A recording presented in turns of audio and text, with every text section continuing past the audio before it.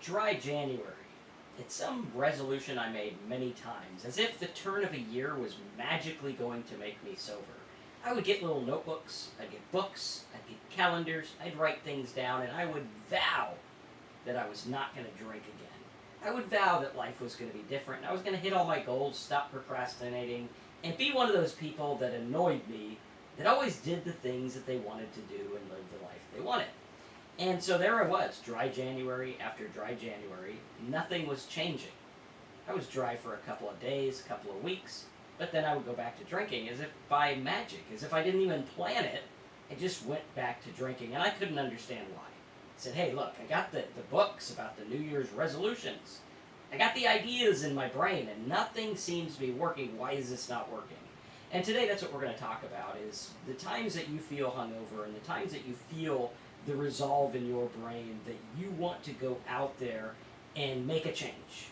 And you want things to be different for good this time. And you want to make that change that's going to last for a long time. But you don't know how to get it. And sure, it seems like everyone and their brother has the answer for you. Only it doesn't seem to be the question you asked. So today we're going to talk about this and make everything work for you and help you understand it all. Now, how's our sound? Is everything working okay? Well, I can hear You can. Well, that's good. We can sit here and talk to each other, so that's good.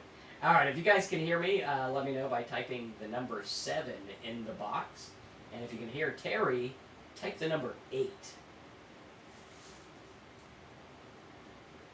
Pieces of Pisces, you said sound check, so that sounds like we're not coming through. Yeah, I don't think my sound's working. Maybe yours? Try yours. Not good. That's what they say. Yeah, dry January for me. I tried it many times, but never succeeded.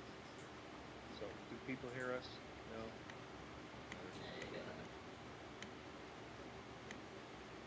Hmm. Sorry, folks. Testing. Testing, testing, testing. Oh, I sound Can good, you guys hear me but now? not Marcus. Okay, Terry sounds good. Now, how about me now?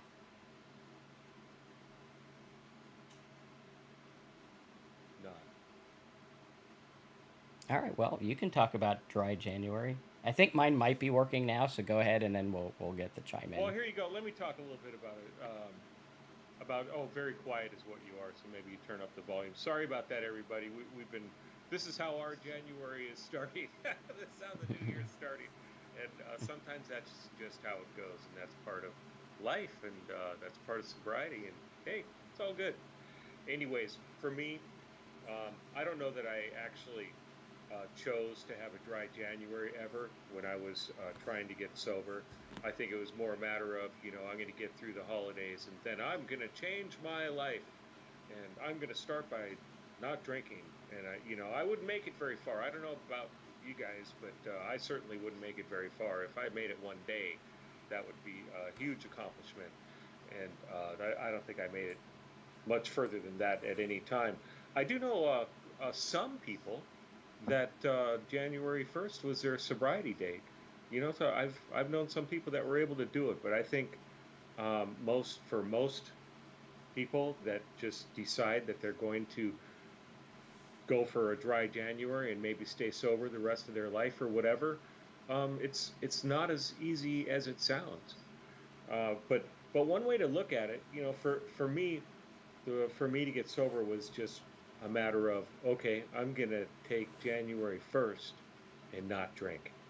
That's what I'm going to do. Today, I'm not going to drink. And that was the most effective method for me, was just not drinking that one day. And then get to the end of that day and, okay, January 2nd, I'm not going to drink. And just taking it that bit at a time. And I'll bet many of you can relate to this, as far as for me, in that very beginning part, it was, I'm going to not drink this hour, this minute, taking it minute by minute. And that's what I had to do. As far as a dry January, I've seen, there's lots of videos out there on YouTube about dry January. Lots of people are talking about that, and they all have different perspectives on it. I think it is a great thing to, if you're trying to get sober, it's a great thing to shoot for. I would highly recommend going to a doctor. That's something that's absolutely necessary. especially if you have any dependence on the alcohol, because quitting alcohol is dangerous. You need to see a doctor to help you get off the alcohol safely. But that's kind of what I had to do, was one day at a time. And let's see if you guys can hear Marcus, because it sounds like my volume's too low as well. Yeah, let me know if you guys can hear me. If my volume sounds good, type 7. If it sounds bad, type 3. And yeah, for me it was kind of the same thing, but I always thought that January 1st was going to miraculously change things for me, as if this date in time would make any difference on the way that I acted or my sobriety. And sobriety and alcoholism does not work that way, right? It doesn't have a date, it doesn't have an issue. We just look at it and it's like, okay, the world spins. There's no January, there's no September. This stuff doesn't exist. This is man made stuff.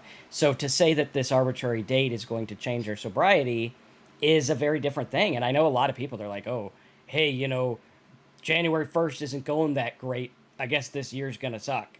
Well, yeah, if you look at it that way, maybe you're going to plan for it. But what if you look at it as January 1st is just another day? And today I'm going to stay sober.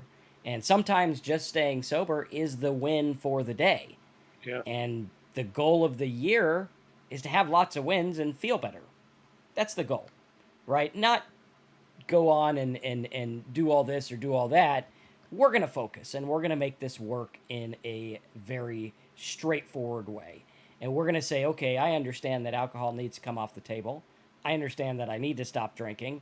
And I'm going to do that one step at a time, slowly but surely, and not focusing on these goals and these plans and these big ideas, but rather focusing on reality, which is I can't get drunk if I don't drink. And to me, that's really when it hit. It wasn't some magical do over day like January 1st. It was realizing that alcohol was the cause of many of my problems. It was realizing that once I stopped drinking, everything started to get better. It wasn't about willing myself to feel good about the fact that I made a decision to stop drinking. Because making a decision means nothing. It means nothing. You have to commit to that decision. You have to say, this is what I'm going to do every day. It's not about feeling good. I remember the first time my therapist was talking about me going to rehab, and I felt really good, and I was, okay, I'm finally going to do it. And all the cards fell out from under that plan, but I felt good. And there's an old adage in self-help isms, I think it's anti-self-help isms, that says, do you want to feel better or do you want to be better? And a lot of us want to feel better. I remember I was hungover, I felt like crap, and I just wanted to feel better about it in the moment so that I could get sober enough to go drink again. Right? That was kind of the idea, and it didn't work. It was a big struggle. Yeah, that was a key for me. Is you mentioned commitment, and that's what I had to do. Is I had to make that commitment that alcohol was going to come off the table, and with that commitment came came the doing part of getting sober, and that was going to get somebody to help me get sober. For me, that's the most difficult thing about getting sober, was making that commitment and following through with it. I can tell myself a million times that I'm going to quit, or I'm going to quit tomorrow, or I'm going to quit right now, whatever. But for me to stop, I had to get some help from somebody, and what that would do, even if it I'm trying to figure out the right words. I'll put it this way, that I had to make that commitment, and I had to get somebody that was going to help me keep myself accountable. So my sobriety is my responsibility, but if I get other people involved in it to help me, they're going to make me stay accountable, because they're going to be like, hey, if I was to pick up a drink, I thought you were quitting drinking, and I'm going to feel bad. And that really was part of what helped me get sober. There wasn't any one thing that was able to get me sober, and the dry January is a great idea. It can be one thing. That can be one of the things in the toolbox that helps somebody get sober if they're really trying to quit. But for me, it had to come from every direction, as far as myself being able to be successful in sobriety. And that was that commitment. The other thing was just looking at alcohol for what it was doing to me. It was destroying me. And did it help me at all? When I was drinking, I thought it helped me. I thought it made life easier. It made me feel better, just like Marcus was saying, was it made him feel better. But in reality, if I was to take a step back and look at it objectively, it was not helping me at all. The alcohol has no benefits for me, and that was another thing that I really had to look at, was that commitment, the fact that it's not helping me at all, and those were some of the really important things for me to start to get sober. And then, if you're going to take it a step further, and I see Beer Belly, it says your first day without alcohol, congratulations. That's it. You can do it, and you can stay sober. You'd never have to drink again. If you haven't seen a doctor, you might want to go see one. That's what I did, and I needed to. I absolutely had to. Probably wouldn't be here if I didn't see one. But but hey, one day, that's awesome, and that's what I had to do as well. As we all start on one day, and then we work from there. But so I made that commitment, and and I got other people to help me, and I moved on from there, and part of that was, okay, so I'm not drinking, now what? It's like, okay, today there's football games. Maybe some of you are watching football games today, and you're like, but I always have beer when I watch football. Well, me personally, I don't have beer when I'm watching football. You know, I have some good food, maybe a soda or something, and I enjoy it just as much. And I remember what happened. and but that's I I've learned to replace alcohol with other stuff, and it's not really replace the alcohol. It's just enjoy something else. I don't need the alcohol. Why would I have to replace it? I don't need it. But that's the I or what I the next thing is I try to stay busy when I've gotten sober. Not so busy to where I'm getting tired, but keeping myself occupied. So what do? Well, I used to go hang out with other people that drink. So I can't do that anymore because that would just be a dangerous thing to do. If I'm trying not to drink, I'll probably end up drinking. So I can go hang out with other people that don't drink, or just normal people that that they're gonna go on a hike or something like that, and they don't need alcohol. They're not gonna drink when they go on the hike. And if they're gonna go out and have a couple of drinks afterwards, I'm not gonna go with them. I'm just gonna go home and take a shower and move on with my day. So those are kind of the things that I did. Yeah, and I think the key is relying less on the power of a decision or whatever it is. Because we see shows all the time like Intervention. And interventions, do they work? Yeah, they can work, but I think the idea is that this one intervention is going to change everything, when in actuality it doesn't. Right? What changes everything is you making a little step. Yeah, definitely. The as far as the interventions go, or a rehab, things like that. Yeah, Mm-hmm. it's somebody else is not going to get me to. They might get me sober, and that can be a really good first step. And there are some people that have been forced into sobriety, legal issues, intervention, made to go to rehab, something like that. I've known many people that have started their journey of sobriety in with being forced into sobriety, and a lot of them didn't stay sober, and a lot of them did stay sober. So it's a difficult thing.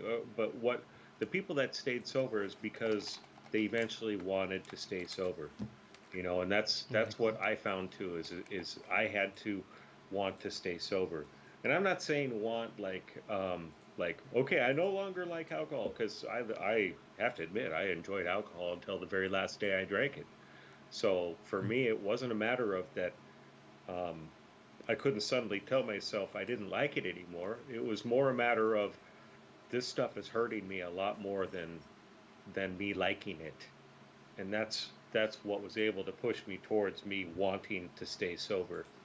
And it's a hard thing to see that sometimes, and It sometimes it is. takes something like that rehab to get the alcohol out of your system, so that the alcohol isn't changing your brain and making you think that you need it. And Mm-hmm. that's kind of what I had to do. Had to get it out of my system. Exactly. And I think that's the key is really making that resolve that hey, we're not going to drink anymore. No matter what, even if my ass falls off, I'm not going to drink because I know what it does. And that's the resolve that will be anything. Right? That's what I learned that instead of, interventions and stuff like that, let's do something every day. One thing every day to change the way that I interact. For me, it was I'm not going to drink. Plain and simple. I want to. And for years, my entire life, I've went out there to get what I wanted to get instead of saying, well, what if I just pause it? What if I just take a different approach? What if I say, I'm not going to give into that craving? I'm not going to deal with this. I'm not going to deal with that. I'm just not going to drink. Plain and simple. Right. And Mr. Wiz, oh, were you gonna say something else? No, go ahead. Okay, Mr. Wiz, you were saying why is being sober so much fun? Well, first I have to say that I think some people don't have a lot of fun in sobriety. I think fun and enjoyment in life is something that we can produce ourselves. Happiness is a choice for me. I don't have to be happy. I can look at everything in the negative way. It's really easy to with all the news and stuff like that around the world these days. But I choose to be happy. I choose to have fun. I have to be well. Let me just say this: I can do anything basically that I did when I was drinking. I can do that sober. I can go to bars. I choose not to. They're not any fun for me anymore. But I can go and shoot pool or something if I wanted to. And everything else that I did when I was drinking, I can do sober. I've gone to concerts and enjoyed them very much. I was wondering if I would, and I do. And I've done everything. And but the fact is that when I'm sober, I can keep going. I don't get tired, and I'm not worried about driving and other things. You can't drink and drive, and don't. That's dangerous stuff. And there's a lot of risky your behaviors involved with when you're drinking, and I don't have to worry about those when I'm sober. So for me, sobriety is much more fun, much more freedom.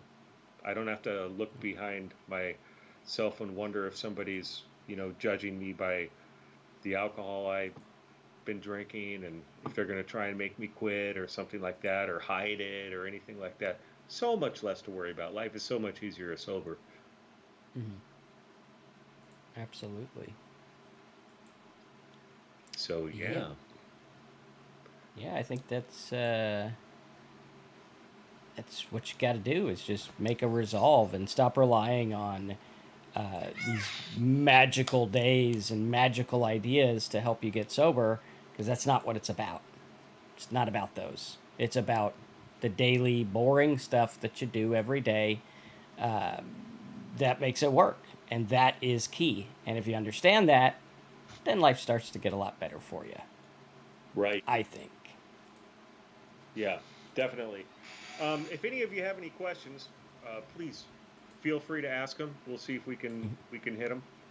But for me, this new year, um, a lot of people make those resolutions, and oh, here's a question right here. But a lot of people make those resolutions, and they're not able to follow through with them, and that's because alcohol. When you become alcohol dependent, you just can't stop it. It's really difficult to just suddenly turn that switch off. But for Mhm. me, it was something that I felt that I needed, and I didn't need it. With some help, I was able to get through it. But it's a difficult thing. Let me hit this question. Midas says, "Hi Terry and Marcus, are you familiar with dry drunk syndrome behavior?" And absolutely, sure. We've got a couple videos on this channel about dry drunk syndrome, and yeah, that's basically what it is for anybody that doesn't know. And at least as I understand it, there's many different definitions of it, but it would be somebody that just doesn't drink. They don't have any program as far as working in your sobriety and building a better life in your sobriety. That's something that I had to do when I got sober, is I had to start to build this life that I didn't have to run from. And a dry drunk would be somebody that just quit drinking. The they might still be really angry and things like that, and just maybe still have some of those same bad behaviors that they had when they were still drinking. Just the only difference is that they don't drink anymore, and that's kind of how I understand it. Yep, same here. Yeah, dry drunk is basically taking the same stuff. And it's interesting because in sobriety today, I know when my brain goes back there and I start feeling the way that I felt when I drank, and it's uncomfortable, so I want to get out of it really quick.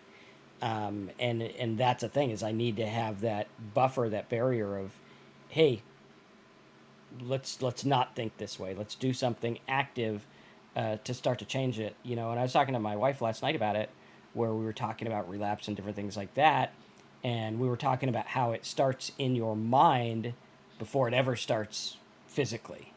Like a relapse, if you go back, you could probably pinpoint when it started. And once you do that, you're like, okay, hey, this has nothing to do with what I thought it had to do with, which is the straw that breaks the camel back, which everyone's like, oh, that's the thing that caused me. And that's not what caused it. It's usually things that lead up to it that dampen your ability to function normal. Like right now, I've been stressed out. My sleep, like I got like an hour and a half of sleep last night, and I've been moving stuff back and forth all day, from an office to our house, and house to the office, and different things like that. And I know that my energies are depleted. And if I was to deal with something very difficult on top of that, it's going to be a double blow instead of just what it would normally be. Right. So I need to do the work to bring my mind back to center, bring my thoughts back to center, and breathe and relax and say, hey, this is the subject of what I'm going through chemically in my body because I haven't slept and I'm dealing with stressors and stuff like that. Yeah, yeah. Marcus is talking about what he has to put as his priority now. And for me, when I got sober, I had to put sobriety at the first priority. I didn't know anything about what dry drunk was or anything like that. My goal was to stop drinking and do it with as little pain as possible. And it was a difficult thing to get through, but I got through it. Then I had to learn how to avoid that dry drunk or and I'm not saying that I really had to learn how to avoid the dry drunk. It's more I had to learn how to live life so that I would not go back to the drink. And now the dangers of dry drunk, and this is good with dry January because a lot of times somebody will quit drinking in January, and that's kind of how they end up is they end up angry the whole month because they just have decided I'm not going to drink till February 1st no matter what. It's off the table, and they succeed, but they may not be the most pleasant person to be around or something like that. And so this does kind of work in with our topic. And so what I had to do when I got sober was start to develop these habits, and I already talked about some of them, and others was to, hanging around those other sober people and starting to figure out some activities. And for me, it's hiking, cycling, walking the dog, things like that, and being active, cleaning my house. I mean, how making my bed when I get up in the morning, simple things, little simple things that keep me busy, that you make the bed and you may walk by the bedroom, hey, the bed's made, looks nice, little things that make me feel good. And so I had this life and starting to take care of finances that maybe I let fall behind or sit, maybe bills that I needed to pay or something like that, or oh, I still owe this guy $20. I gotta pay him. Little things like that make me feel good, and give me start to build my self esteem back up, and that's kind of a way to avoid that dry drunk syndrome. Is what am I really talking about here? Becoming a better person. That's kind of Mm-hmm. what I'm talking about. And that's kind of what I had to do was start to become a better person, I guess. And Mm-hmm. that helped me a lot. And that still helps me a lot as I try to do esteemable acts, and you'll get that self-esteem back. And that helped me a lot. Absolutely. Cool. Any other questions? We'll go a couple more minutes, and then I think we've gone through some good stuff today. Yeah, hopefully our audio's a little better. I don't know. Nobody's really, I people aren't I really think so. commenting, so I'm not sure. So, You never know if you're talking to the wall or if people are able to hear you. You never know. that's true. So, dry January. It can turn into a dry lifetime, and that's what I've done so far. I don't know if I'll be able to continue on sober. I plan on it, and I just take it one little bit at a time, and that's what I try to do. I've talked to some sober friends. I had one guy call me today, and I haven't talked to him in almost a year. He's 85 years old now. I think he's sober 31 years, and that's what he does. He just every day he picks up the phone and calls somebody and sees how they're doing, and that's kind of what he does for sobriety. And Lee says it's all good. That must mean our sounds good. That's good. Glad, but anyways, that's kind of what this guy does, and I reach out. I have a good friend that's sober, and he's back where I used to live, and we talk pretty often. And sometimes the subject of sobriety comes up, and usually when we call, we're just talking about what's going on because he's got a different football team than me, so we usually make fun of each other about that and give each other a hard time. But yeah, it's all about building this life up, and that's what sobriety is for me. Is just trying to continue moving in the right direction. And yeah, so we do have a program, and I guarantee you'll be able to hear us on that program and over at talksober.com. And what we do is it's a 30-day program, and each day we cover a different subject about sobriety, and there's some worksheets and PDFs and videos. And the videos, honestly, they are better quality. And those, there, it's a program that you can work your way through, and you can go over to talksober.com and check it out. And you could just go over there and look at some of the other resources we have there as well. And there's a page, should you go to rehab, you can just kind of take a look there, and there's a little quiz you can take, and you could also even book a private call with Marcus and myself. So go check that out. We also have a Facebook group, and it's also called Talk Sober. And if you'd like, just ask to join it, and I'll check it out and approve you. And you can get some talks to some other people that are of the same mindset that are just trying to stay sober. And there's lots of good advice on there. So check that out too. Absolutely. All right, guys, check out talksober.com, and we will see you next time. Have a good one and a good new year. Happy New Year.